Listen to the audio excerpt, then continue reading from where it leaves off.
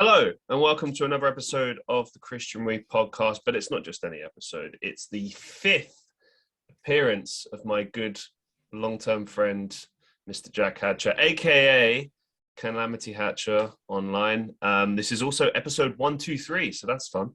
But yeah, I painstakingly went back to find out which episodes you appeared on. So you appeared on episode 4, episode 18, episode 19. So right around the time, basically just before I started doing video podcasts, and immediately when I said I was doing that, you were like, let's do it. And we'd literally just had you on the podcast and I was like, cool, all right, fuck it. So that's this back-to-back episodes. It's quite funny. And then that was good. Yeah. And the last time was episode 74. And, I mean, for those who don't know, me and Jack went to school together. So we know each other a bit more than any of my other. I think. Hang on, let me think. There's a few people I've met online that are part of my community that have been on the podcast, but you're the only person. Yeah, you're the only person that's been on the podcast that I know in real life. So that's cool. It's truly an honor. Yeah, man. Oh my god. I mean, obviously, I follow what you do online, sort of from afar. You know how it is when you're really busy doing this stuff, like you don't really get the time to like look at each other's stuff. Like I'm sure you don't get the time to ever look at my stuff, so it's like a glance, like, oh cool, they're doing that. And that's it's what the algorithm gives you on the particular time you're scrolling. Those are the bits you see of people, but outside of that you don't really have much opportunity to go through and like, oh, I'm going to check what this person's posted this week. And not even that, just like actually just sitting down and looking at someone's content, like, you know what I mean? Like I fully accept, especially other creators, like you don't get the time to do that stuff. But no, exactly. There's a lot that's happened since. Okay, so episode 74, when was that? Sometime towards the end of last year. No, was it last year? Earlier this year? It's been a while. Either or, yeah. Okay. Yeah, well, a lot. Things have amped up, yeah. Since whenever it was. Gosh, I don't even know what to jump straight into at this point. That's okay. Before we get into that, the really, really exciting stuff, let's talk about the shift in your content. So for those who don't know, Jack does, I guess if you're going to sum it up, video game content online with streaming, heavily into, obviously Sonic, and we've detailed that, Sonic the Hedgehog, your love of that since childhood, all the way up to now.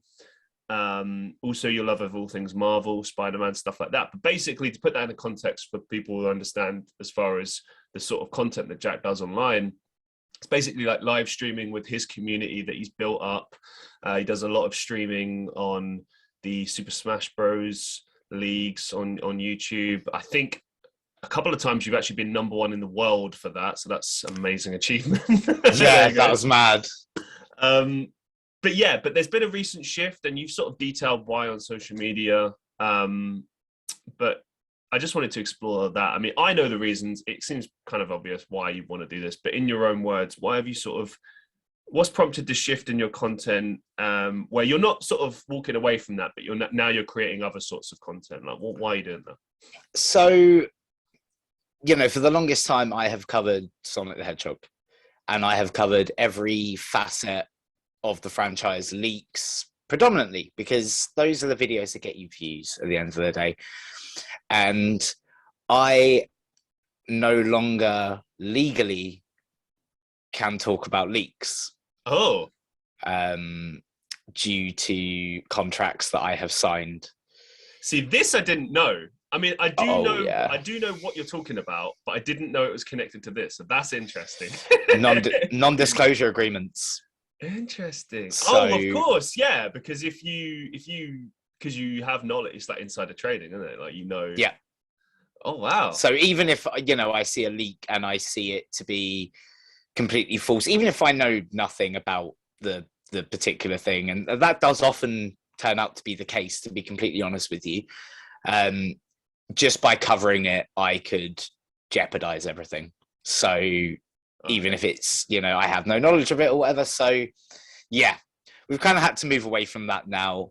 And I've found a real passion in doing video essays and doing voice acting recently. Ooh, yeah. So I've been doing a lot of primarily YouTube shorts, based around dubbing Sonic cutscenes, and adding my voice to the characters and that kind of thing. And that's been a lot of fun. And then I've been working more on the video essay type things, because it's the main thing I watch on YouTube. So I love a good 20-minute nerdy video essay, why this Spider-Man film is amazing or terrible, or what the DCU needs to focus on to rival the MCU. I don't care what it is. I love getting into that. So I'm trying to move more into that form of content.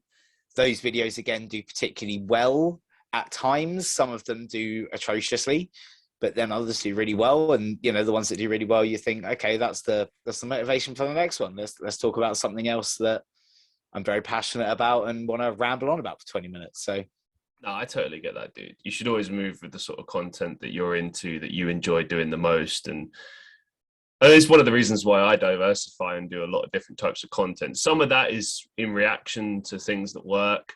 Other things, it's just stuff I want to do. I get that. It's not all about getting views. But what I will say with that, because I've had this comment come up a few times in my live streams lately, where people were like, stop focusing on views. And I know why you're telling me that, and I appreciate it. But the reality is, if you're a content creator, it's impossible at some level to not think about views, because it's how you measure your performance over time. It's how you measure sentiment as far as what your audience is into. It can help you to make decisions. For example, instead of focusing all your efforts on one particular type of content, you diversify, or maybe you set up a separate platform. I've done this in some instances where you can only find, say, the podcast on one platform and music in another, acting in another, but you know what I mean? It's separate, so as to not annoy the existing audience. And that's something interesting about what you're doing. How come you've chose to keep it all on one channel as opposed to not? Is it because it's about those things, so it's relevant, or? It's just quickly to say about your earlier point. I want to shatter the illusion for anyone that is watching online content. Every single creator on the internet is doing it for views. There is no point saying to them, oh, don't worry about the views, because nobody is putting out their stuff online for nobody to watch it. That's a good point, actually, yeah. You have no idea the amount of effort and time that goes into creating these pieces of content that we put up, that we don't want that for nothing. You want people to see that. So yeah, on that point, I will just add to that, by the way, the people that said that, and they know who they are, they're awesome people. They meant it more in the sense that don't focus only on that, because it'll make you sad. And my point was, I get where you're coming from, and I do agree you should make content first and foremost because you enjoy doing it. If you stop enjoying doing it, don't do it. But yeah, of course. But at the same time, you're 100% right. You want people to look at it. That's why you do it. Exactly. And on your point of the channel, I mean, I've opened this up to my community quite a lot with YouTube polls and things like that. And the first real instance where I saw there being a split potentially was with the Calamity Quickies. I don't know if you've actually watched any of the Calamity Quickies. It's basically a news segment. I kind of view it as the Calamity Hatcher Keemstar segment of the channel, but I focus a bit more on the nerdy news and that side of things. But it is generally, I do cover YouTube drama and things of that nature, purely because, again, something I was watching a lot of, and I do still watch Drama Alert whenever it comes out. I enjoy that kind of content, and I have opinions on these things, and I wanted to talk about it. So, I put it out there with that, and I said to people, do you think the Calamity Quickie should be its own channel? Because it's very diverse from the Sonic content. I do try and drop a bit of Sonic news in there if I can, but generally it is quite diverse from it. And overwhelmingly, the response was no, keep it together. And then I've had that on other things in terms of like Marvel and comic book culture. I've asked, do you guys want me to separate that, have a different channel? So this is just for the Sonic people, and then the other guys can go and view whatever they want. And again, the response was unanimously no, keep it on one channel. And that's the weird thing, because, these videos don't do, certain types of videos don't do as well on the channel. But I think it's also becoming my brand is just that blend. Like, for instance, there's a YouTuber I watch called Channel Pup. Don't know if he's maybe watching this. Love the guy, awesome YouTuber. and he is a Sonic Spider-Man YouTuber. You know, they are different topics, but that is his branding. And, you know, both sides of his videos do just as well in that regard.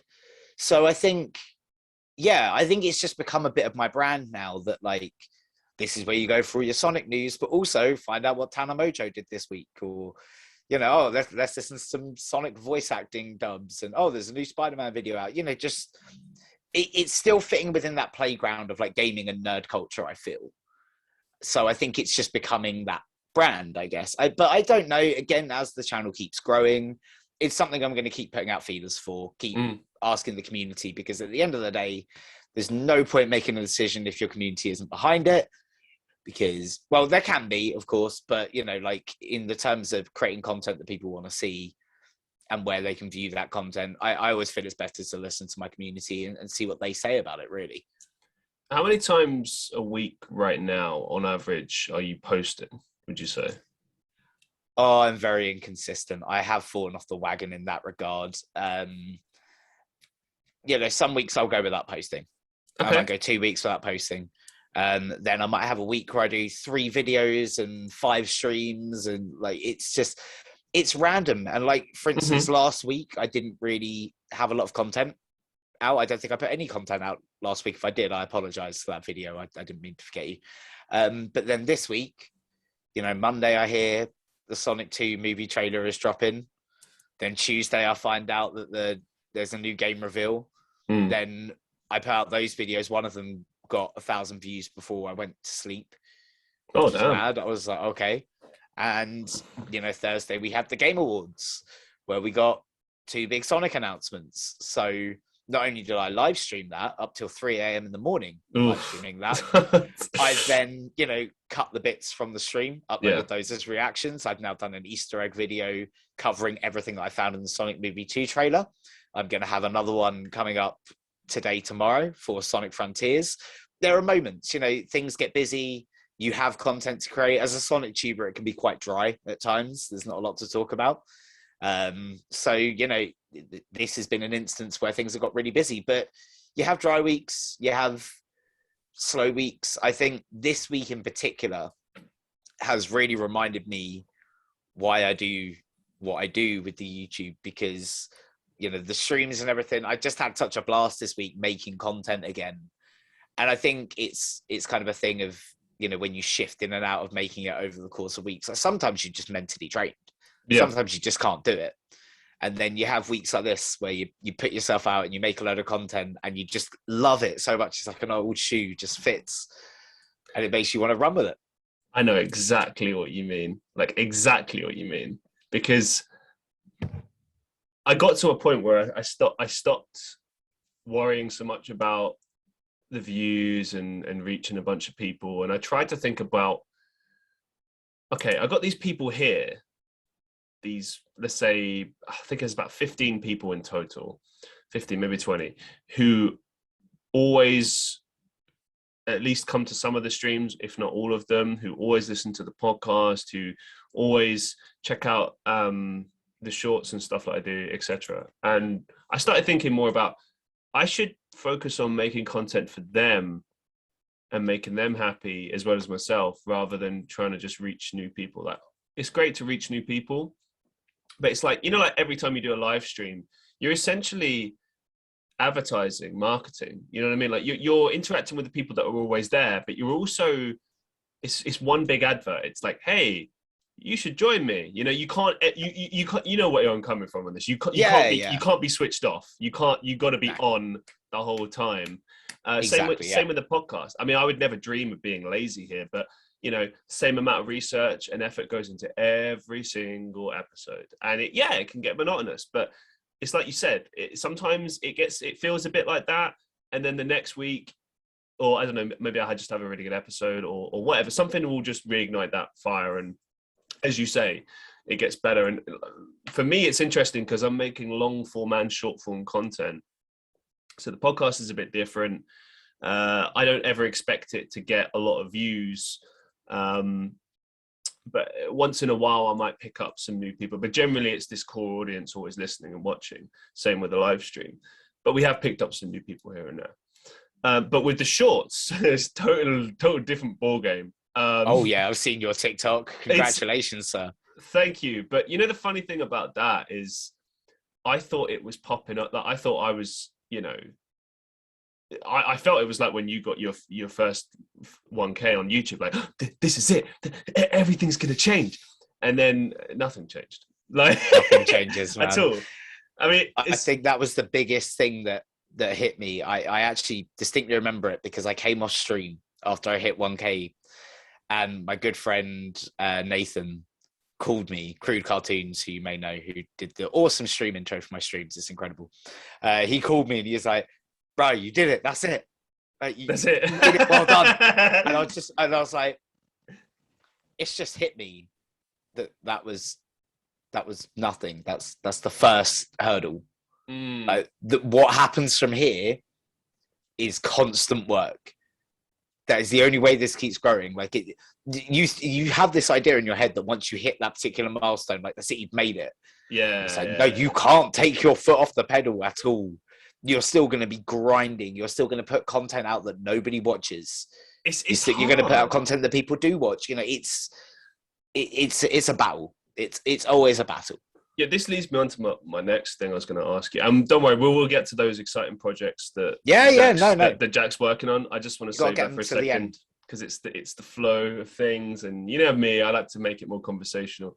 What you're talking about there, it gets me because one of my key goals, I achieved every other YouTuber goal for this year except for one, which was to get 1,000 on my main channel. I've got just shy of like 800 or 800, something like that, which is great, don't get me wrong, but it's not what I wanted, and obviously I am very gutted about it. But then here's the weird thing, as you know, TikTok kind of blew off, and then my YouTube Shorts page as well, which is random, started getting a lot of views.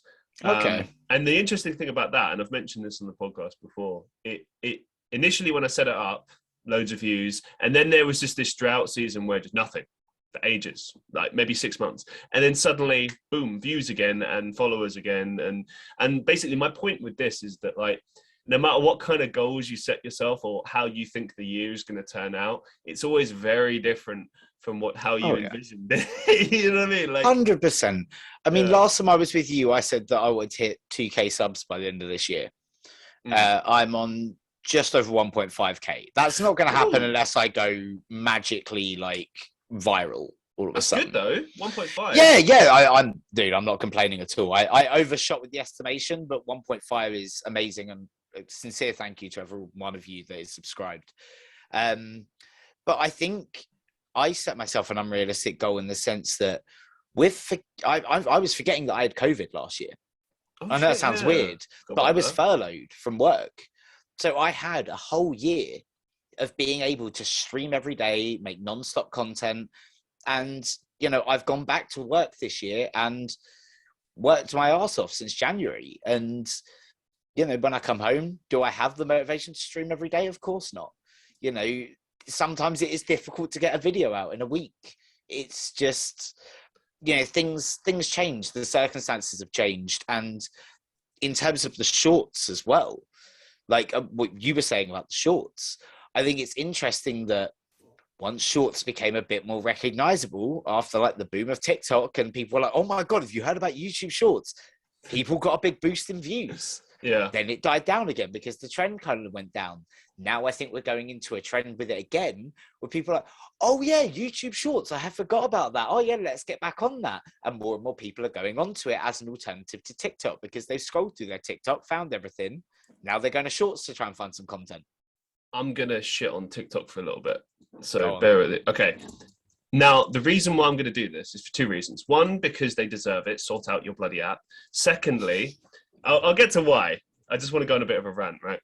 So Instagram, we all know that Instagram is trying to be TikTok, right? That's what they're trying to do. That's what Reels is. Reels is basically they're trying to do TikTok, and no one really cares about Reels. Like Reels get views, don't get me wrong, but it's like maybe it's something to do with the app, like the UI or something. There's just something off there that's it's just not the easily same. accessible on the app, and I feel like only people who are like diehard Instagram and I use Instagram users use Reels, because people See, that that's want the that thing. content are going to other platforms. I think the people that are diehard Instagram users probably don't really use. I mean, maybe I'm wrong on this, but like, you remember, like, what Instagram is for? It's to, you know, sort of broadcast yourself as far as like images is concerned, and maybe videos. Yeah, It's an image focused app. It's about, you know, like, this is my life, this is what I do, or to promote a business or a brand or some shit like that. This Reels thing, don't get me wrong, it's huge. The numbers are there. Like, I'm not saying it's not big or anything. I'm just saying that your average Instagram user, they probably have like a small interest in Reels, but they're not like addicted to it. Like how if you're using TikTok, you are probably addicted to the app. Like, and that's not a bad thing. You know what I mean? I'm addicted to it too, but it's like, it's different, because when you're a committed creator trying to grow a brand, that's very different from someone just mucking around having a laugh. It's different. It's different focus, different vibe. Of course, yeah. But the interesting thing is that while Instagram is trying to match everything that TikTok's doing, like now you can reply to comments with videos. That's a big feature I noticed the other day. Yep. And I think to an extent, Shorts is trying to do a similar thing. I don't know necessarily that they'll go to full hog and completely copy TikTok, but that's basically why it exists. It's a gap in the market. It's not a gap in the market. It's a new type of. I can't even say it's new, really.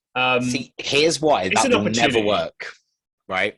This will never work for Shorts. I'm telling you this. If they copy TikTok, you mean? Well, this is why they can never copy TikTok, which is why this will never be the same kind of rival. TikTok, one of the main things of it is copyrighted music. People dance, like songs go viral on TikTok, and people do their dance things to them or their lip syncs or whatever, and that's how it's run. YouTube, the algorithm will not allow that. You are not going to be able to monetize those. Therefore, people are not uploading that kind of content to YouTube Shorts. I will say though, because my YouTube Shorts account is probably going to get to 1K or more, probably in the next year or so. No, that's not me flexing. I'm just saying it's growing quickly. If it continues the way it continues, it probably will happen. And I thought about this. I thought about the concept of maybe it getting monetized, but I've seen the very top creators that have Shorts accounts, and they just laugh, like they show you how much they earn, and it's just like a joke, because what people forget is the videos are less than a minute. So how much are you really going to, like, unless you get like hundreds of millions of views on it, and even then you'll probably get peanuts. So yeah. Even if your goal is to get big through Shorts, I don't think that you're gonna like make money. Like, it's not really something to make money with, really. It's, you know, no, grow a following. It needs to complement other content. Yeah, it needs to be like, for instance, so my advice would be, say you're a streamer, and you're playing, I don't know, Call of Duty, we'll say. Do your streams, have those. That's where your viewers go. That's where your ad revenue is. That's where you'll make your money from viewers on that. Your Shorts, a kill that you did, an awesome kill that you did, a minute clip of that stream. Upload like 5 of those over the course of the week before your stream. Do your stream, because the viewers and make sure people can obviously clearly identify from that short where to go for the stream, and it's just symbiotic marketing. Yeah, that just, it works perfectly together. But if you're going to rely on Shorts to, you know, fund your lifestyle and get you that house in LA, I'm sorry, guys, YouTube don't pay that anymore on normal videos, let alone that kind of stuff. Like, there's no Logan and Jake Pauls being created from today's YouTube monetary system. That point that you made is stellar, and I'll be honest, I never considered that. Like, I've seen that. Obviously, many of my Shorts get copyright claimed. So it happens on Instagram. Fucking hell, I got a retroactive one where they claim something and block the video from like a year and a half ago or something. And I'm like, why do you care? Like, this video didn't even get like 50 views. Like, why'd you? But whatever. But yeah, no, you're right. That's 100% why. I think it's, and they can't do it. Even if they wanted to do that, they would have to change so much that it wouldn't be worth it. So yeah, totally agree. Have you heard about the state of the copyright landscape recently? In YouTube? Yeah. I I just assume it's eternally shit, but I haven't heard any new Well, updates. so I'll give you a Calamity quickie story, like very broken down Hey. quickly. So there was a YouTuber, I forget his name now, relatively decent sized YouTuber. I don't think he's got a million subs or anything like that, but and it's something Mark. Mark is in the name somewhere. Markiplier? No, it wasn't Markiplier. It might be like a guy called Mark or something like that. Just a very thingy name. And he reviews anime. Mark. Oh, hi, Mark. Yeah, he reviews anime. He absolutely loves Dragon Ball, One Piece, stuff like that. And the parent company, Toei Animation, recently came through and overnight took down 150 of his videos via manual claim, blocked them online. They are reviews of anime. Wow. In fair use terms, and he has to go to a lawsuit over it because to actually dispute all 150, someone figured out like it's not possible in his lifetime with the way YouTube disputes work and the fact you can only have one open at a time. They take 30 days to be resolved. Wow. Like, it's just ridiculous. And the funny thing is, the Dragon Ball movies are on YouTube to watch, but you can't watch his reviews of Dragon Ball. So, but the issue, that just to break it down in simplistic terms, is basically because he's used clips, and they're like, you can't use the clips. Yeah, they're like, this is our content. It's not transformative. It's a review. Of course, it's transformative. I mean, you could. Okay, I'm not agreeing with this because I think it's bullshit. But I mean, maybe he and other reviewers should not include clips, and YouTube should be like really, straightforward about it. Like, you can't have clips, kind of thing. And then I get that, but then I do understand that point of view. But like, as someone who's done reviews before, and like in my most recent Spider-Man video, right, my Spider-Man 2 review, I had to put a border over it and a dancing anime girl GIF that I reduced the opacity on because Sony would absolutely kill me. But how do I talk about the moment that Peter and Doc Ock fight on that train without showing just some of that footage? Not whole things, because I work on a very simple system of 3 seconds cut. Even if you're going to show more footage, you jump forward a few seconds and then started from there. So you keep in the fair use terms. How am I properly going to explain the emotion when New York gives Peter back his mask and says, "We won't tell anybody," without showing just a bit of that scene? You can reenact it. Do it yourself. I could have done that, actually. Yeah. And I'd actually prefer to watch that, to be honest. It's time to get skits on the Calamity YouTube channel. Yes, I want to see it. It adds to it. And like, I was working on an Arcane video, which I've got to be honest, I don't think it's going to come out now because I tried recording like twice and had issues. And when you get to that point, it's just like, you know what, the moment's gone. But like, when I was working on that, I can't talk about how beautiful and breathtaking the animation is without just showing a little bit of that animation, because me sitting in this den in this lighting doesn't really reflect what I'm talking about unless I can show part of that. And I don't think it's an issue because nobody is going to that content and saying, well, I've seen the clips in his review, so why would I need to watch the movie? No one is thinking that. Like, if anything, you're going to watch it and be like, you know what? Either I haven't seen that and I'm going to give it a go, or it's been a while since I've seen that. You know what? Yeah, let's get the DVD out. Let's go. Like, I will just say now, I completely agree with you. I'm just playing devil's advocate. I reckon the way that they think is, oh, well, you can just not use the clips, or, oh, it's copyright, you can't do that, blah, blah, blah, blah, blah, blah, blah. And it's like, but you're right. Like, to every review you've probably ever seen that's actually worth watching, aside from, and there are reviews without clips and stuff, but it's always better when you have the clips. It just adds something. Like, I just wish I could say to these companies, like, okay, so I have earned £3 from this, and there is a high chance that 50% of the people that have watched this video have walked away with the thought, oh, actually, you know what? I'm going to give that a watch. So you have paid me essentially £3 to use your content by not claiming me. and you have earned, well, I don't really know with streaming services and whatnot, and whether the content is on there, you have more than doubled your money, I would say, at least, in terms of, whether it be subscriptions or whether people go and, buy it on Amazon Prime or whatever. It's stupid to attack the creator that is promoting your brand. You are not paying them anything to do that. They are using their time and their energy to promote your product. The people that are paying for it are a third party, a Google, with their advertisements. You are basically getting away. You're not paying anything, and they're promoting your brand. The copyright claim is pointless. The very small amount of money you will take away from a small YouTuber or a bigger YouTuber, say you take like £100 from a YouTuber. That's for that money to be accumulated by Google and given to that creator. The amount of views that must have. What are you doing? You are much better just letting the promotion go out than making £100 off it, because you will make more from that free promotion, essentially.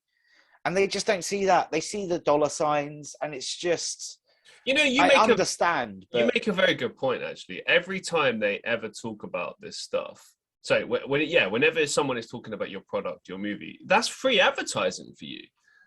Especially if that person has a following. I mean, and I think that's part of it as well. Like, I imagine if you have like a couple of million followers, I doubt that stuff's getting claimed. You know what I mean? Because it's like, look at this audience. From what I've seen, it's more so. Because it's more on the radar. Yeah. Like the Angry Joe show is a fantastic example. The Cosmonaut Variety Hour. They've all had big issues with copyright. Where companies have gone from, these are channels with millions of subscribers, whose videos do over 100,000 views each video at least. I know some of Cosmonauts have got millions, and he's had copyright issues, particularly from Warner Brothers. Warner Brothers are the worst of the worst. I just want to point that out. They really do not want people talking about their stuff, clearly. And they're just constantly under fire with this stuff. I just want to add to this as well, to interject quickly. I was watching something the other day about this, like how crazy copyright can go. And I think Disney might actually be the worst of all, because I've heard that in some cases, like let's say you want to have like a children's birthday party, right?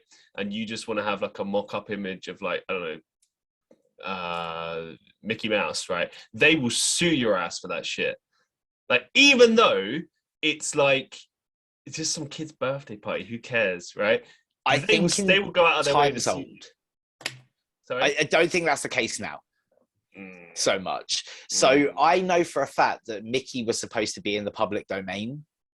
Really? That's interesting. Yeah, because it's like 100 years of the character. Yeah, but it's still actively. That's the thing. But they stopped it. They have stopped it. They have retained it, so it's not in the public domain. Yeah, that's what I mean. They continually extend the license and stuff on it. Yeah, but I think Disney are kind of waking up as a company a little bit. I know people view them as the thing of all evil. I do get that, but I don't know. I just feel like they might be cleaning up their act slightly, like in terms of YouTube copyright. Okay. I get very few issues from Disney. I got a claim for playing Kingdom Hearts last year for playing Kingdom Hearts 3, and they released it very quickly. I disputed it, and within a couple of days they released it. So that didn't go to the 30-day thing where it defaults in my favor. Someone manually reviewed it and said, you know what, fair enough. Recently, I don't know if you know about it, but Sora from Kingdom Hearts was added to Smash Bros. Ooh. I haven't received a single claim for the music when I've been streaming Smash Bros. And I've been having it as my arena music because I absolutely love the Kingdom Hearts series. The best moment of the entire Smash saga for me. And I have not received one claim. I have been streaming Kingdom Hearts 2, which has variations on the classic Disney music that Disney own. Yeah. Not a single issue.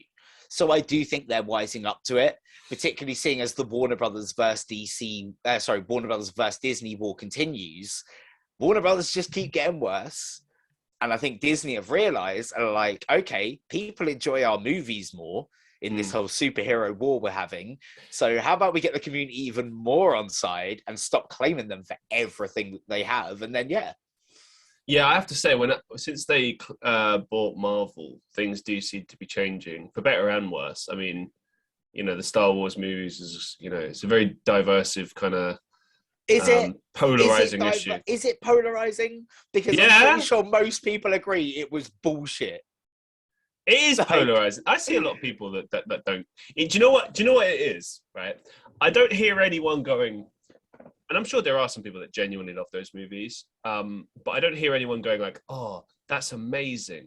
These movies were amazing." But the one thing I do kind of feel for them on is the fact that like, naturally those movies get compared to like the original Star Wars movies, and the original ones.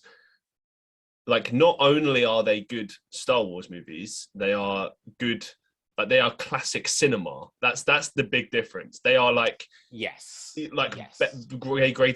of the greatest movies ever made. Like Empire Strikes Back is arguably probably the best sequel ever made to any movie. I mean, and there's loads out there. I agree. I think there's a few others on the same level. I completely agree. So I only know one person that loves the sequel trilogy. Yeah.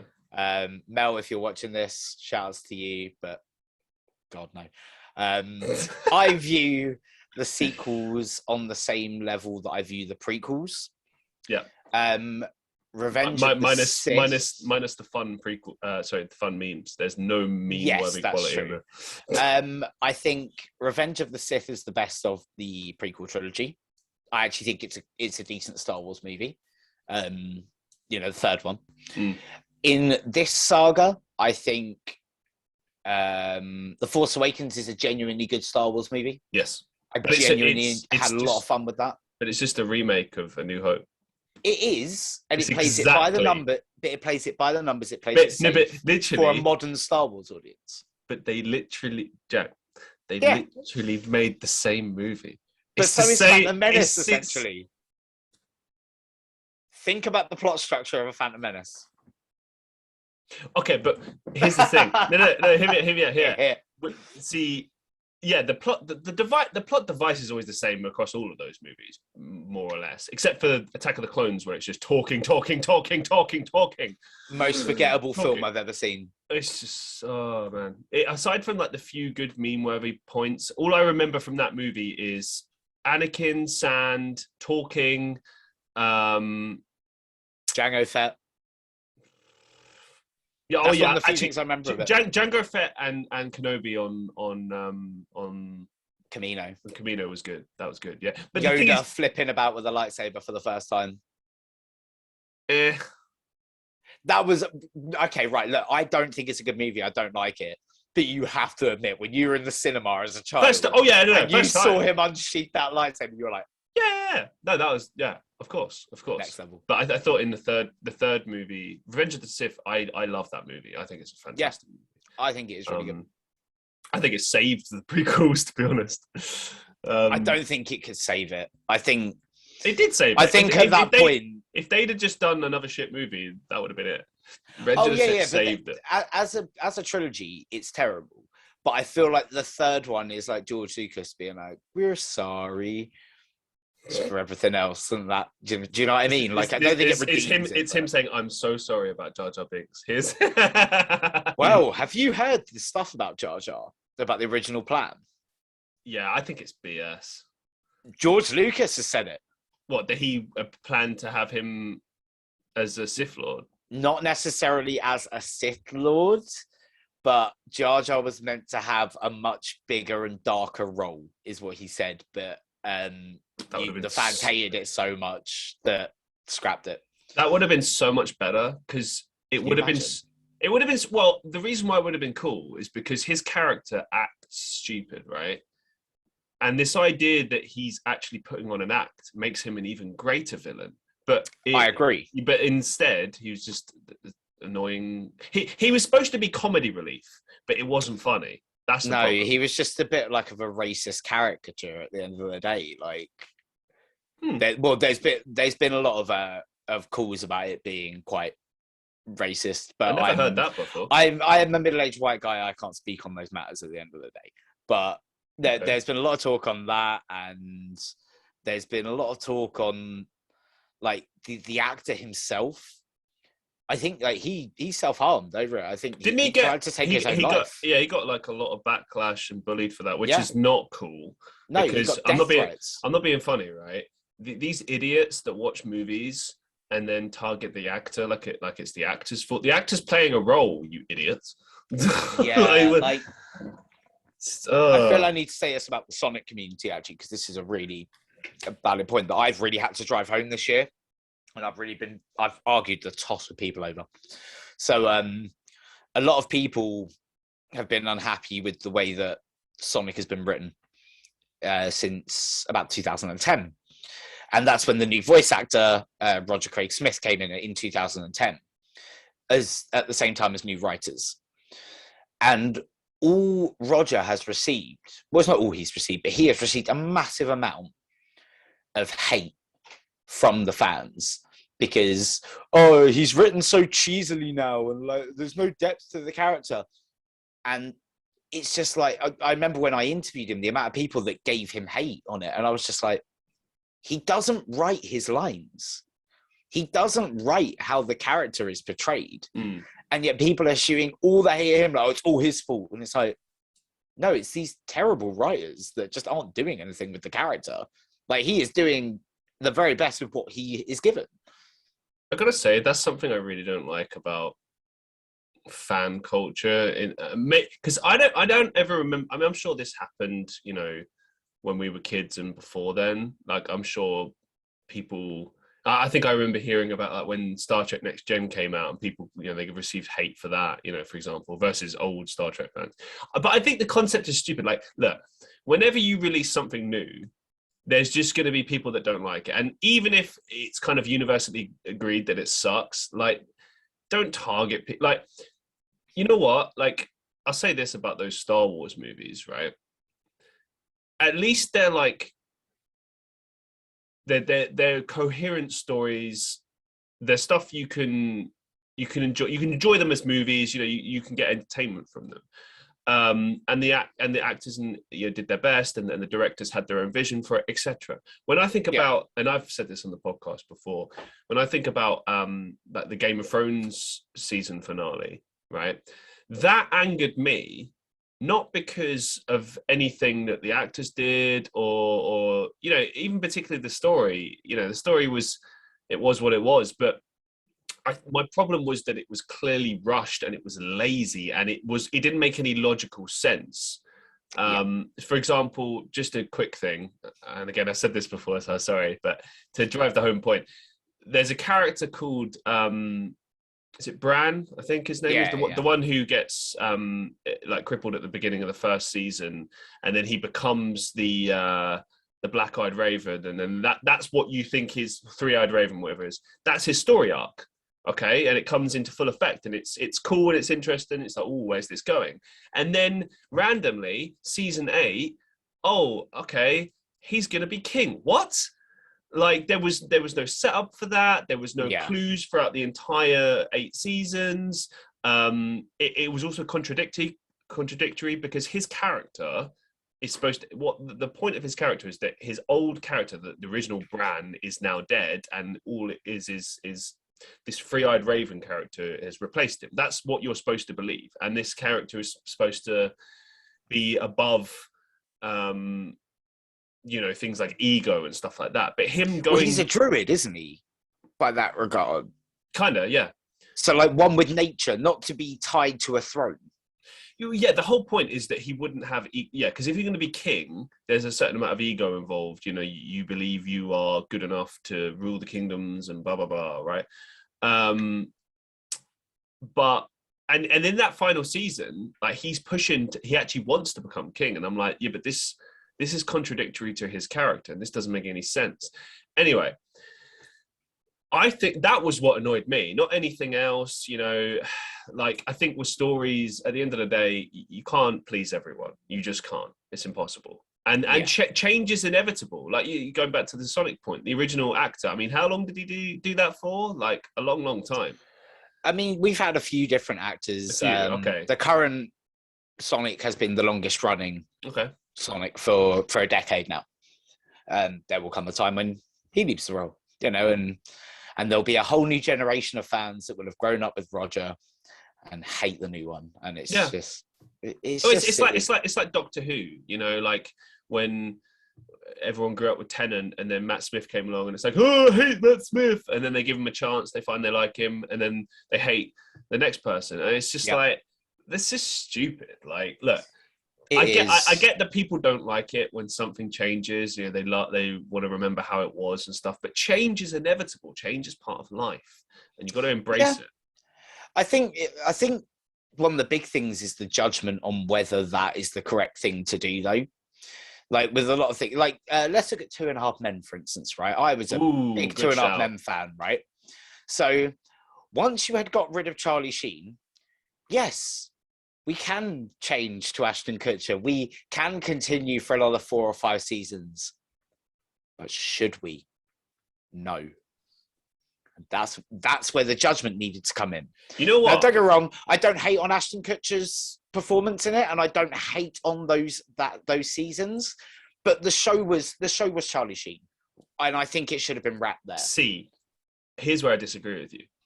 I agree that the heart and soul of that show was definitely the era with Charlie Sheen in it. That was definitely the best episodes, hands down. But they had a real chance to revamp the show with Kushner and do something different. When you think about here's the thing. Okay, it is just a comedy show, right? So logic and reasoning doesn't have to always be there. But let's just look at the story for 1 second, right? Charlie's brother is leeching off his brother. And the reason why that's allowed is because they're brothers and blah, blah, blah, right? Yeah. And they love each other. Okay. And they're there for each other. That makes sense. That story makes sense. People can relate to that.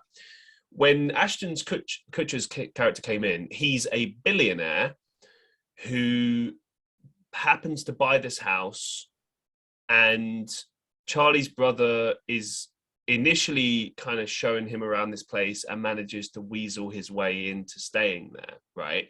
By being a sort of a guide, I don't know, like a kind of a leeching friend, which kind of is funny in the beginning, but then after a while you're like, why wouldn't this guy just tell him to F up, get the hell out of my house, like stop leeching off me, because he's, and then it gets to the point like, oh, we're going to adopt a child together and pretend we're married and all this kind of stuff, and I'm like, you have run out of ideas. Yeah, that does sound pure and simple. And it's like, don't get me wrong, I think it could have been something, but when you look at it, like the whole dichotomy of it wasn't just that he was leeching off his brother, it's that Charlie was a cold, unaffectionate alcoholic / sex addict, essentially, who was learning to open up to family again and learning to be tolerant and learning to fall in love and things like that.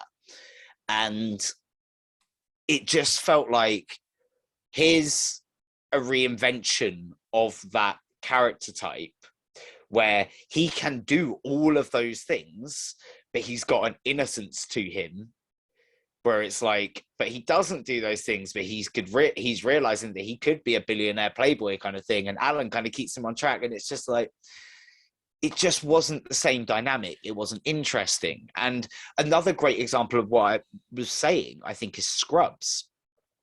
Scrubs finished with season 8, as far as I'm concerned. When JD walks through that hallway and he sees all the images from his past and he sees what's going to happen in his future with him and Elliot having kids, and he walks down the hallway and finishes his last day at Sacred Heart, that is the end. And then what did they decide to do? We'll bring them back. We'll do a season with brand new characters, but we'll bring that main cast back to be mentoring characters, and we're reinventing it and we're doing Scrubs differently. No, stop. Because it was fucking terrible, and it destroyed everything they did in that last episode. Okay. Moments of closure you had, But something we're talking about here, which is important, is this concept of reinvention. You can reinvent, but you've got to give time for people to love the new characters. Like, for example, look at the unsuccessful Ghostbusters movie from 2016, right? Yeah. The original characters from what I understand, because I never saw the movie. What I got told is apparently they played like cameos in the movie. Yes. And what people were really clamoring for, what people really wanted, was a third Ghostbusters movie. And you would have been able to introduce an all-female cast if you'd have kind of had like a passing of the torch moment. You know what I mean?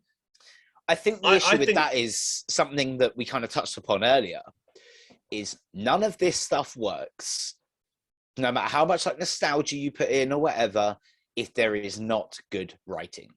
Good writing is the backbone. You can introduce me, you could give me a new 4-person cast of Brad Pitt, Angelina Jolie, Leonardo DiCaprio.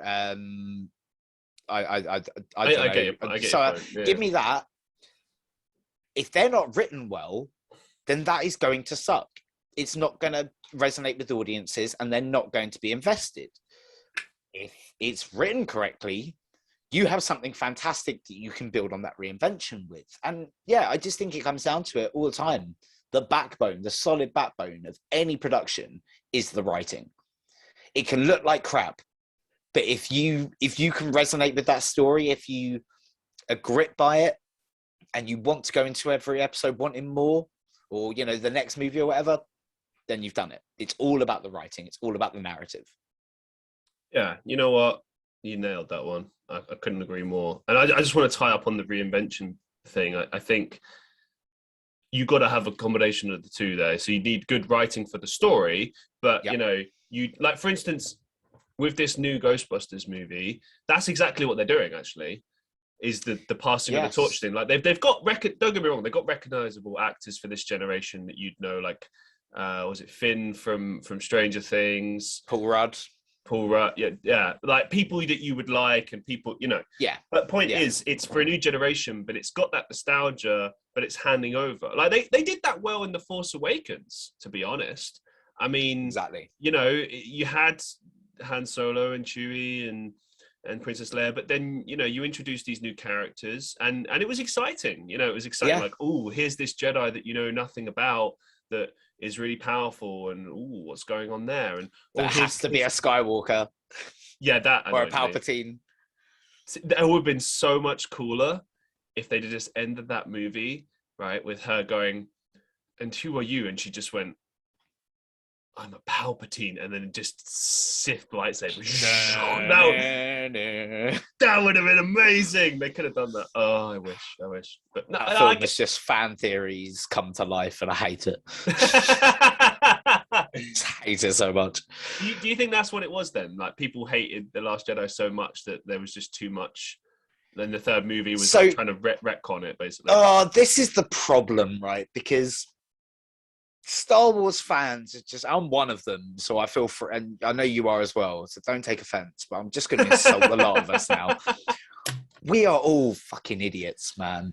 It's like, so we see Rey in The Force Awakens, and it's like, oh, so she could be Obi-Wan's daughter. Oh, imagine if she was like Palpatine's granddaughter, or she's definitely a Skywalker, because she can't just be someone else that isn't connected to anyone. And then Rian Johnson was like, no, that's exactly what I'm going to do. And don't get me wrong, I really don't like The Last Jedi.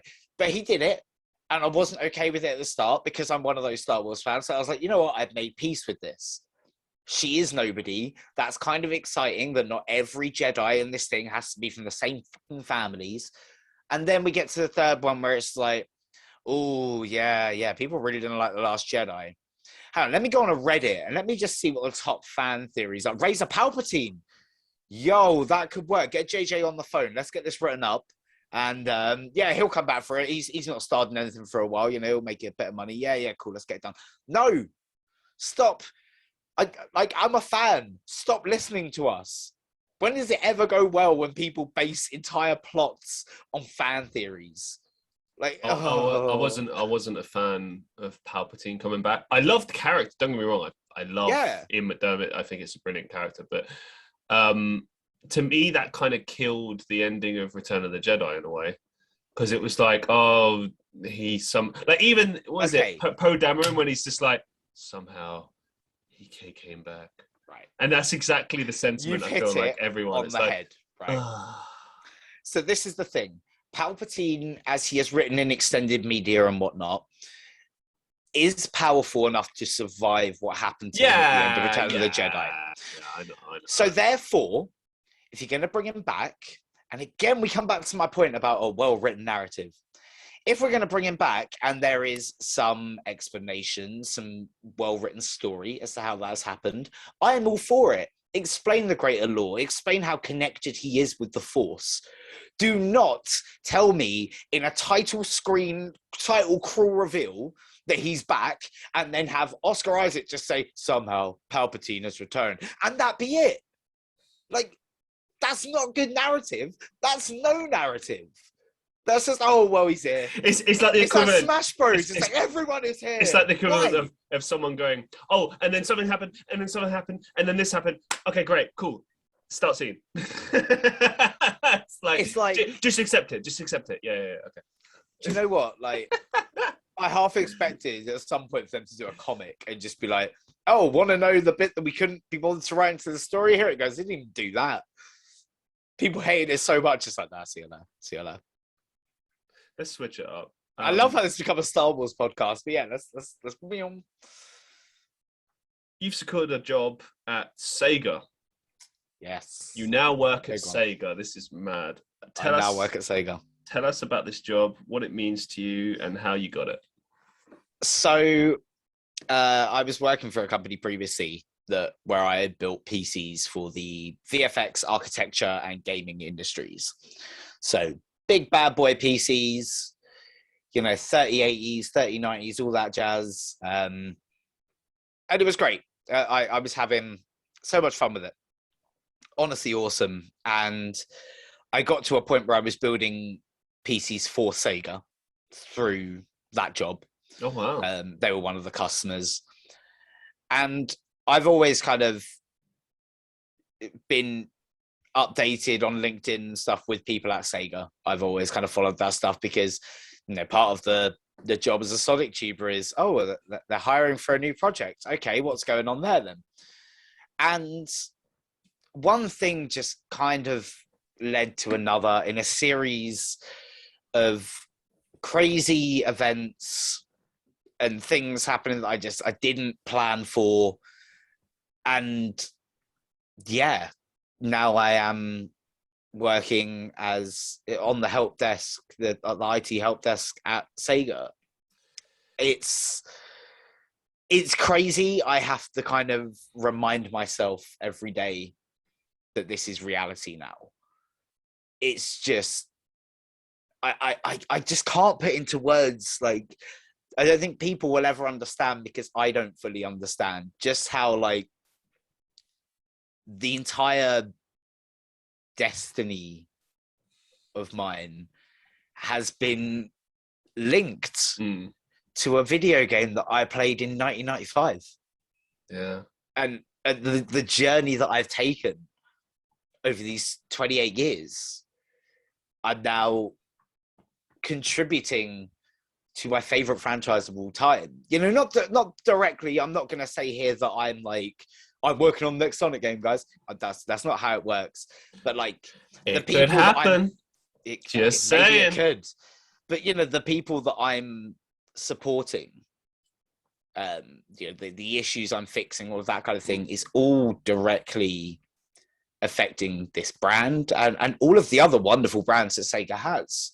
In the UK, we work very hard on the Football Manager games every year, which are hugely successful. And we support, teams like Relic, who work on the Total War series. It's a hugely successful series. The Yakuza series. There's so many amazing franchises coming out of Sega, and just doing what I do supports them all. And it's such a surreal feeling. It's one I can't really quantify. It's just every day those not every day, because, COVID restrictions, but every time I go into that office and those elevator doors open, and I just see that massive Sega sign on the doors before I enter, and see the big statue of Sonic. It's crazy. I'm really living the dream right now. I just can't even. Just can't even. I like it when the good guys get the shot, like the chance in life. It makes me happy. Thank you, bro. I got to ask though, did they reach out to you? I know you, obviously, if you can't say for legal reasons, no problem. But like, I got to know, like, was it you pushing for it, or was it they kind of recognized and were like, hey, what about this? Or like, who kind of extended the olive branch? We'll say it was mutual. Okay. And that's not like a thing of like, I can't really, like, it was genuinely okay, kind of a mutual thing through conversation. Fair enough. Essentially. I had asked and said, look, do you think it's a good idea for me to go forward for this, to go for this position? The conversation happened, and yeah, now we're here. Congratulations, man. Proud of you. Thank you, man. Thank you. It's crazy. You mentioned it a little bit earlier, but let's explore this. What can you tell us about you getting the opportunity to voice Sonic the Hedgehog?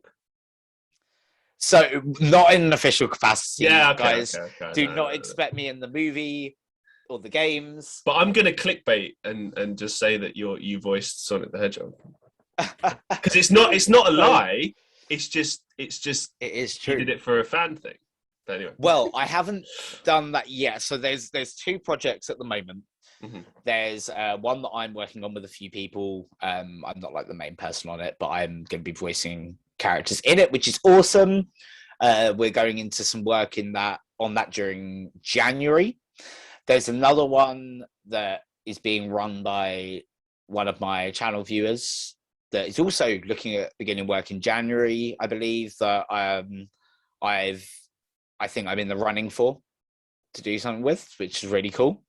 And then on my channel, I've just been doing my own fan dubs, as I said, of cutscenes, voicing multiple different characters. And I want to continue my comic series as well, my comic dub series this year.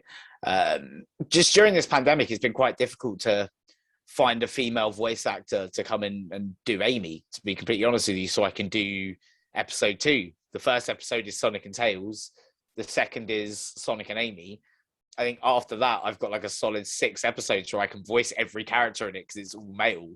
But then it gets to the point where all the female characters start coming into it as well. And it's like, I'm not going to do them a disservice by trying to do a female voice. So I'm just going to try and assemble a cast to get this done. So yeah, like I'm really loving jumping into that world of the voice acting side of things. I'm not going to sit here and say that I'm particularly good. I'll leave, people up to make up their own minds up about that. Go check it out on the channel if you want to see some of it, and look out for these projects hopefully coming next year. But it's a lot of fun to be able to kind of sit here and like a lot of nights I'll be sitting there and I'll just, maybe I'm having a smoke or I'm just watching something and I'm like practicing the voice and refining it and trying to get to the little points to think like, how would I want to voice Sonic? How would I want to voice Shadow, Tails, Knuckles? And I'm going to be doing a Knuckles one soon for the channel. No one's seen me do Knuckles yet, but I'm going to be doing a Knuckles. Cool. It's really nice. Do you know what I mean? Just to kind of be able to put my own unique spin on these characters that I love so much, and just, yeah, it's a bit of fun really. And people do seem to be enjoying it on the YouTube Shorts front. So as long as people keep watching, I'm going to keep doing it. And, we'll see how it goes. But, Sega, if you are watching this, and you need someone for a Sonic project, I'm your guy. Don't worry about it. I've got you. Don't have to pay me. Calamity Hatcher for the next Sonic the Hedgehog voice acting spot. I'm calling it now. Imagine if that happens. Tag Calamity for Sonic. Imagine that happens. Imagine the voice actor steps down and they say, Jack, would you like to audition? Can you audition? I wonder. Sega are very good about like opportunities within the company. So I You know what? Like, I think if that did happen, obviously they would probably look at professional voice actors first. But I don't think Sega would be the kind of company to throw your CV out the window when you apply. To be completely honest with you, that would be brilliant. Like as a full circle, you just Yeah, imagine that story. I picked up my Sega Mega Drive controller in 1995, and let's say 30 years later, I am Sonic the Hedgehog. Mental, It isn't writes it? itself. You could do documentaries about it. It'd be great. All I am campaigning for, so listeners of this podcast, you know, we're going to move this along with any of the hatchlings that are watching right now. We're going to form together and create this army that are going to get this going. We need a Calamity Hatcher cameo in Sonic the Hedgehog the movie 3, because if Shadow the Hedgehog's in it as well, I need a cameo, just a tiny cameo, 5 seconds on screen. Never see me again. Let's get it done. Do you know what? I honestly think that's very possible. No. If you look at it from the perspective of like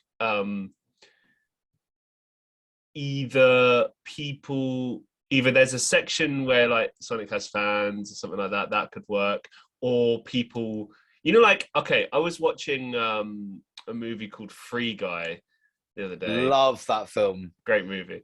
For those who don't know, basically giant video game world. It's brilliant. I won't spoil it. It's really good. But anyway, there's a lot of people in it, like Ninja. I did not expect to see Ninja in a movie.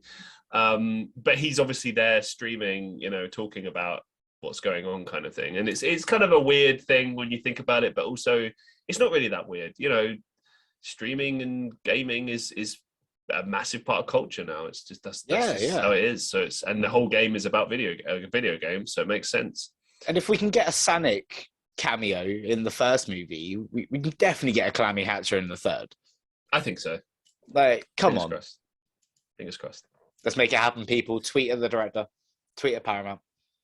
Right. I want to ask you something serious. Because you've spoken about this publicly, and you don't have to answer this if you don't want to. Go on. So this year, you mentioned that you've experienced health problems, haven't we all? Yep. That could lead to blindness. Now, this kind of freaked me out when I read this, to be honest. What can you tell us about this? Can it be cured or reversed? Because this is major, especially for everything that you do. Like, what's the situation there? So it can't be cured. Okay. It can be postponed to a point where like it doesn't actually affect you in your lifetime. But there's a lot of conditions to that, you know, as everything, you know, nothing in life is easy. So at the moment I'm kind of just working on me in that regard, because it's largely diabetes based. So, you know, I've worked really well, have been working hard to kind of keep my sugars under control, start eating better, all of that kind of thing. And it, you know, it's not an easy thing to do at all. A lot of people don't kind of give it credit, but you know, it is what it is. We just try to get through it at the end of the day. I think the biggest change I've made is not drinking Monster anymore, because Monster was like, I was drinking like 4 or 5 Monsters a day at one point. Damn, dude. And it's like 42 grams of sugar a can. Wow. Now, I know. And now I drink G Fuel, which has no sugar. And that's all I drink. I don't drink Monster anymore. So what actually is in G Fuel? What's in there? A lot of fruit powder. Okay. A lot of caffeine goodness. Okay. I'm guessing aspartame as the sweetener, which we all know isn't great, but at the end of the day, if you're diabetic, that you're drinking aspartame. Like there's no way around it. Whether you're drinking no added sugar fruit squash, whether you're drinking Diet Coke, Diet Fanta, whatever it is, you're drinking aspartame. Like it's just a trade up at the end of the day. But yeah, so at the moment I'm making active kind of things to make my life better, to work on things and improve my health. So yeah, it's a battle. Well, it's a war, but it would appear that I'm starting to turn the tide of battle. So I think it's a tricky one. one thing that we share as well is like, you know, they say sometimes like, oh, the strongest people don't complain, they just get on with it. I always kind of disagree with that, because I, like you, quite happily will rant or get annoyed or get upset and wear my heart on my sleeve and just say like, oh, this is frustrating, this pisses me off, this is, you know, blah blah blah. But then I'll do something about it.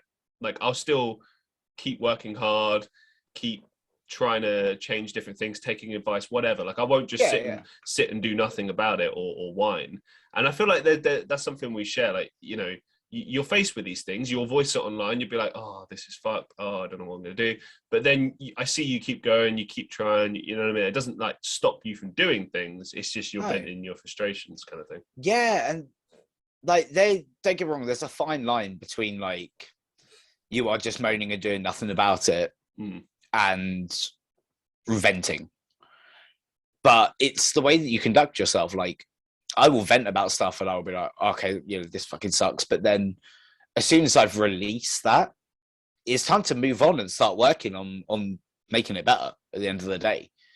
Like, you see me post a thing saying, oh, I'm so sick of the YouTube copyright system. Still going to upload a video the next day. Like, you have your right to complain about things in life. I really feel like people don't appreciate this enough. Like, if you're unhappy about something and it's legitimate, then voice it. Fair enough. But you are not going to get the absolution that you want from doing that. It's about getting that out of your system and then working on how, you know, you can improve this. And I do understand, you know, there are some circumstances that people are in where they can't do anything, and, you know, like, my heart goes out to that, completely empathize with that. But everyone's situation is different. And it's like, for instance, one of the things that really annoys me that you hear quite a lot is like, oh, well, there are people like starving all over the world and you're complaining about this. It's like, everyone's problems are relative to them. You can't just be like, oh yeah, but this person is suffering much more. Well, of course, you will always find someone in this world that's suffering more than you. But that doesn't mean your problems aren't valid. It doesn't mean that you don't have a right to voice that and say, I'm unhappy with what's going on in my life right now. But then you just got to try and do everything you can within your power to change that and make active improvements. And as I said, I understand that's not always easy, and I understand it's not always possible, but I guess that's always kind of the mentality I've had. Like, me and you are very similar in like the work-driven mindset that we have. We are very intent on getting where we want to get in life, and we just keep working. And I think, yeah, vent, rant. If it's going to help you get to the top, as long as you're proactive about it, do what you need to do at the end of the day. I get that some people are more reserved, but unlike you, I wear my heart on my sleeve with a lot of things. So I'm just like, I don't give a shit. This is unashamedly me. I'm still going to get to where I want to get to. So enjoy the ride. I'm not going to sit on social media, pretend my life is perfect like everyone wants to do. It's just, come on, man. That thing really annoys me. Like, everyone on social media, this is the perfect life. It's like, who buys that? Who really buys that? Like, we've all got problems, man. Like, there's someone we used to go to school with, and I'll tell you off camera who it is. It's a couple. They were dating someone from outside our school, and don't get me wrong, I'm very happy for them, okay, but they were a bit much when they were dating when we were at school, okay. Yeah. All these years later, exactly the same. It feels like every moment of their life is an update. It's like, oh, we went to this party. Oh, we went for coffee. Oh, we painted the wall. I don't know. Like, just everything is a fucking life update that everyone needs to know. And it's like, how much time do you actually spend living your life? Like, Yeah. do you know what I mean? Like, don't get me wrong. If you want to share, like, hey, we had a baby. Oh, hey, we got married. Yeah, awesome, right? But I just don't understand why everything needs to be an ad, like an update. And I tire of seeing it. Sometimes I'm very tempted to just like unfollow this person because it kind of aggravates me. It's just like you've been doing this for the better part of like 15 years, man. See, at the same time, like, you kind of got to envy it, haven't you? A little bit. Like, No. your life is so content. Like, you're so in love and happy that this is just is what you post. Like, I call BS on that though, because I feel like if you genuinely were happy, you wouldn't feel the need to tell the world about it every 5 seconds. I kind of get that. You'd be too busy enjoying your life, you know? Yeah, I do kind of get that. Like if I was in love, like genuinely in love with someone, I might post like one photo, like a particular place. You know, we just, it's a good moment. I want to remember it. But I would probably keep image, like for instance, I have pictures of me and my ex-girlfriend, like quite a few that I didn't post on social media, and I still won't, obviously now. But I keep them as memories, you know. Yeah. For me, like, and I don't know, maybe it's just because I'm more reserved when it comes to private life. I just believe in that. But at the same time, I don't know, like I feel like the more it's kind of like that expression, you protest too much. You know what I mean? I feel like it's you know, who are you trying to prove this to? You know, you're happy. Like, are you trying to prove it to me, some random person? Like, I don't get it. I mean, maybe there are genuinely people that are just sharing everything because they want to. Okay, fine, but I just don't get that. I do not understand that. I think like the way that the reason that I can kind of see it though, that I can appreciate it is, I mean, I can't speak for you, but I kind of do the same thing. Like, you know, like I'm posting content to YouTube. I might not be in the best state of mind at that point, but that's certainly not what you're going to see in that content. You're going to see me presenting. Like, no, but that's business. That's a product. That's a thing. That's different. Yeah, I suppose. I know exactly what you mean, and you're right. It is kind of, oh, okay. Well, you're right. You're not. It's a character almost, isn't it? Not quite, because it is but no. Yeah. You're right. You're presenting. You are presenting a certain aspect. Like, they're not going to see the dulled, subdued. Like, you know, how me and you would be in real life having a beer is not what people will see on screen. And that's not because we're hiding anything. Exactly. It's just, you know what the real reason for that is? It's just not interesting. It's not interesting. If I would just sit here and be like, yeah, that's not interesting. That's who wants to sit and watch that or listen to that? It's true. It's like I'm in pajamas like 90% of the time if I'm at home, but you know, the hatchlings don't see that calamity. You know, I'm always like, hey guys, what's going on? I've got my hat on. It's energy. I'm going to break the illusion. You want to give your audience energy. That's what it is. Yeah. I'm going to break this to the hatchlings right now and to your viewers as well. This only goes on for videos. I don't wear the hat normally. Dun, dun, dun. Dun, dun, dun. He's been lying to us all this time. Do you know what? Yeah, it's because I've come to realize, like, so I'm a bit like obsessed with taking care of my hair. I'll be honest. I've got like a whole body routine, and the hat ruins the hair. I rarely see you without wearing a hat. Actually, I've noticed. I don't forget about this. But obviously, it ruins my hair, man. So I'm like, nope. If I'm going down to the shops, I'm not wearing a hat. If I'm out for the night, like in a nightclub or whatever, I will not be wearing the hat. I don't really wear it to work now anymore. Yeah. What do you wear to work? Do you wear like just smart casual? Or? Yeah, it's just complete casual. Yeah, I swear to God, because the place I work at, smart casual as well, and it's a startup. But it's like, I swear everywhere now is smart casual. I can't remember the last. I mean, apart from like business, like in the city, I rarely ever see anyone actually turn up to the office in business. I think we're definitely kind of hitting a generational shift in that. Whereas, like, you have like your lawyers and your bankers and all that kind of thing. You expect everyone to be suited and booted, but then like I think where a lot of these managers are coming through right now is like, why would I put someone in essentially what is a uniform when they're going to be much more comfortable working in, you know, whatever they choose to work in, because that it does affect productivity. Like, if people are just more comfortable, they're more productive. Like, obviously there are examples, like if you're I don't know, UPS driver, for instance, they will Yeah. have uniforms, right? Or a firefighter or a policeman or an ambulance worker. I get that because that's clearly identifying what you are to the public. But things like I go and sit in an office all day and I don't interact with anyone company facing. Do you know what I mean? Why do you need to wear a shirt and tie? What I mean, you know, I'm speaking from a male perspective. Don't even get me started on the restrictions on what women have to wear in the office workplace.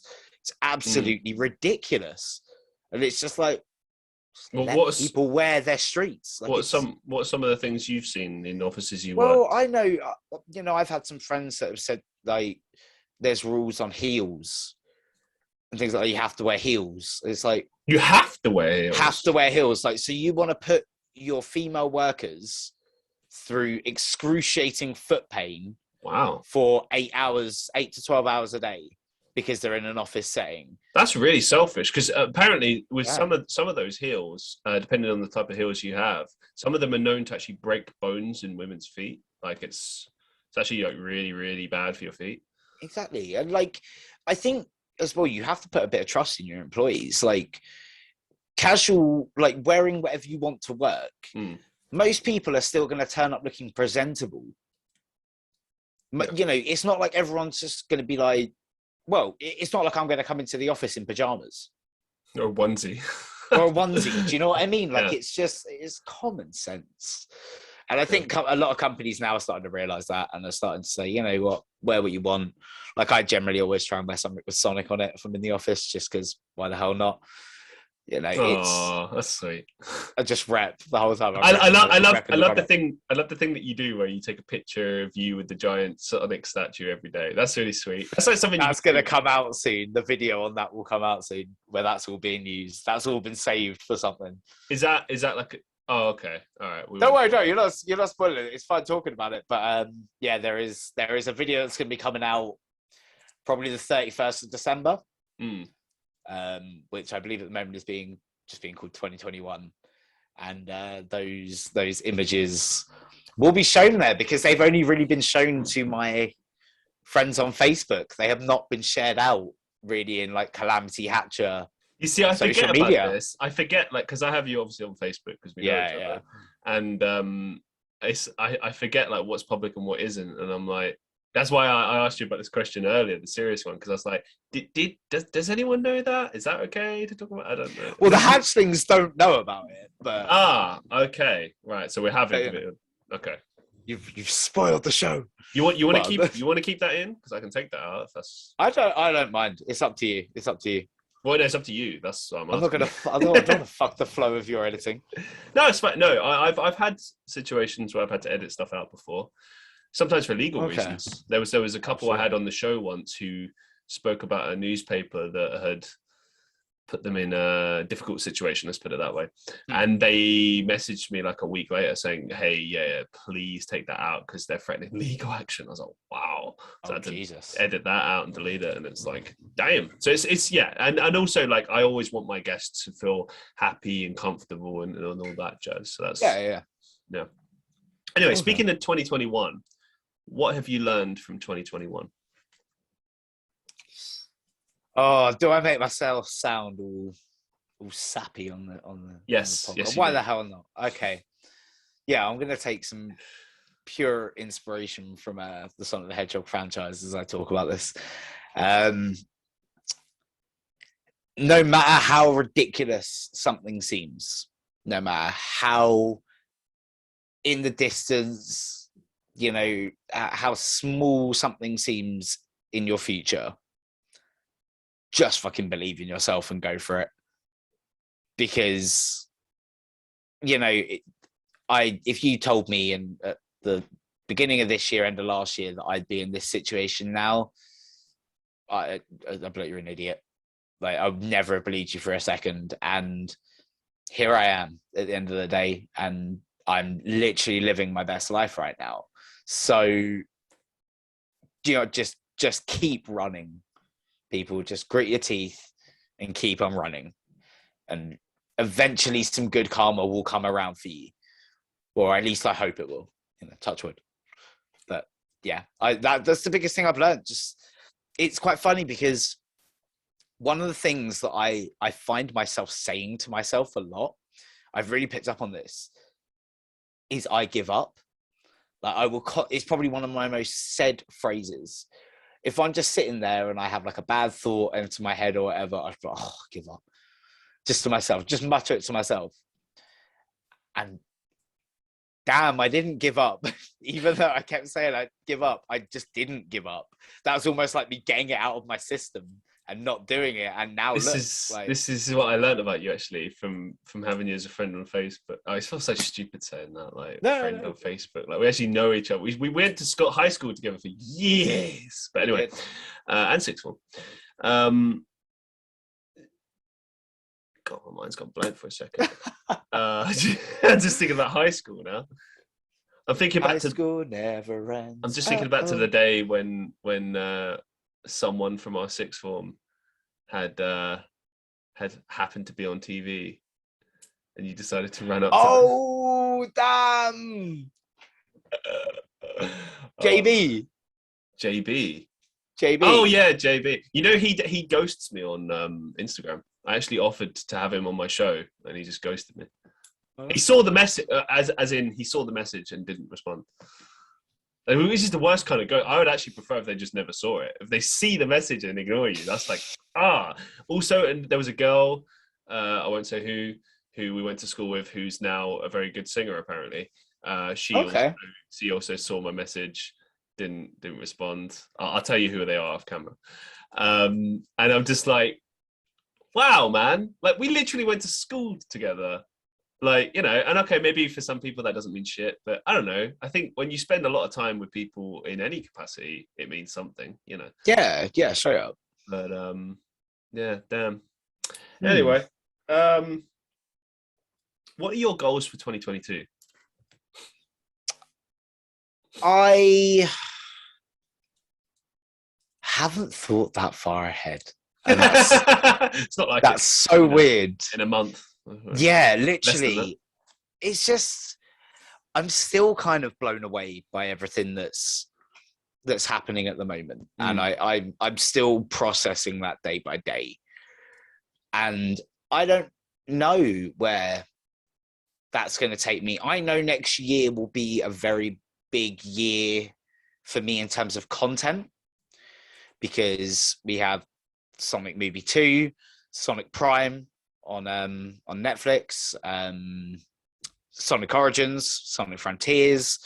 It's going to be a busy year in terms of content for me. I'm going to have games and TV shows to cover. It's going to be awesome. And I'm hoping that my career with Sega will continue to develop, as well as my relationship with them as a YouTuber, which is growing in tandem with working for them.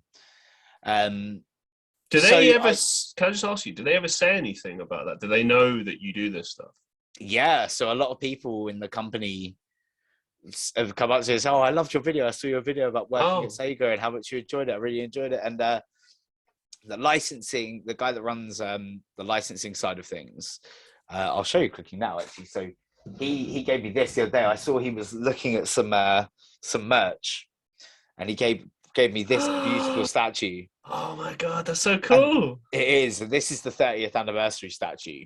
Wow, it's worth like 70 quid, and he just gave it to me, as well as the 30th anniversary mug, a brand new Sonic water bottle that hasn't been released yet. I'm the first person in the UK to have one.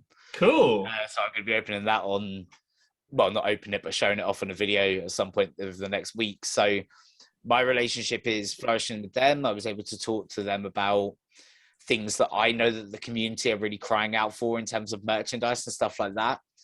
And I just hope to be able to continue developing that, particularly as I become more adapted to, you know, the IT solutions at Sega and how I can improve things for people through my tech support. I'm just really looking forward to exploring that opportunity as much as I can, and still providing, you know, quality Sonic content for everyone. And it's so funny now that since I've started working at Sega, what I consider the big boys in the Sonic YouTube scene, your 50 to 100k subscriber range are all very aware of who I am now and chatting to me and stuff like that. And so I just want to continue my standing as a Sonic tuber, improve my standing as a general nerd tuber, and keep going with the streams and the Smash Bros content. I feel like after all this time, I've finally hit like my God mode in Smash. Like, it's taken a long time. He's not got an ego at all. He's not got an ego, no. But as soon as I got an Elite Smash, I was like, that's it, I have an ego now, I don't even care. But yeah, so I want to continue with the Smash Bros. I want to keep improving as a player. You will be seeing Calamity videos next year of me at local tournaments. I fully intend to go and try and win some tournaments now. Whether I'll ever get to a regional, national, international setting, probably not. But the best way to find out is to subscribe. So, I love that. I love that. Yes. It's so ingrained in me. I love that. Yeah, go and subscribe. Calamity Hatcher on YouTube. You won't regret it. And go subscribe to this guy. Wait, wrong side. This guy, if you haven't already. He's the best. Thank you. As we draw things to a close, I mean, you've already mentioned a few things, but yeah, do you have any upcoming projects or maybe some final thoughts that you'd like to leave our listeners with?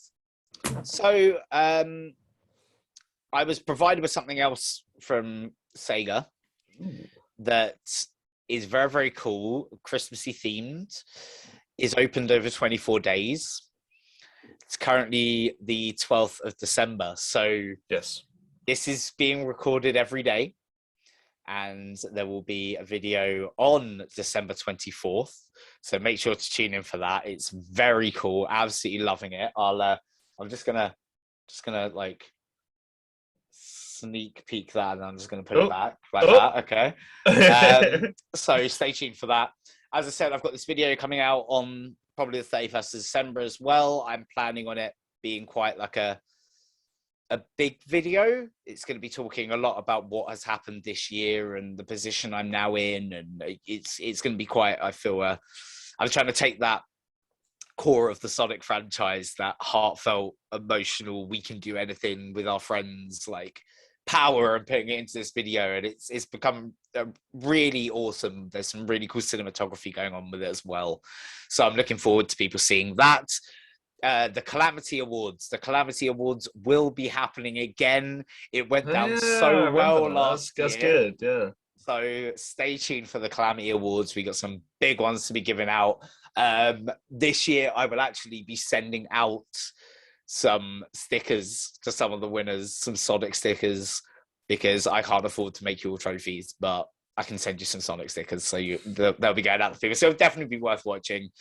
And I guess, I'm hopefully going to be going to the Sonic Movie 2 premiere.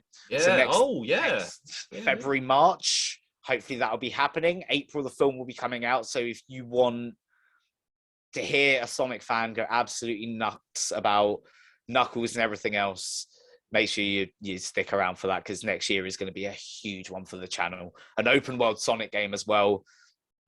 The streams, man, the streams. There's going to be so many streams. So yeah, it's just going to be, there is some content to come out, look forward to. I have some very, very, very big Sonic videos that will be coming out next year. I'm just sorting out scheduling with other people, big people. So I'm sure you can imagine what that might entail. I've been very lucky to chat to Roger Craig Smith, the voice of Sonic, before. So, there's a couple other voice actors in there. There's some people that have contributed a lot of music to this franchise that people love. So interesting. Things are in the works.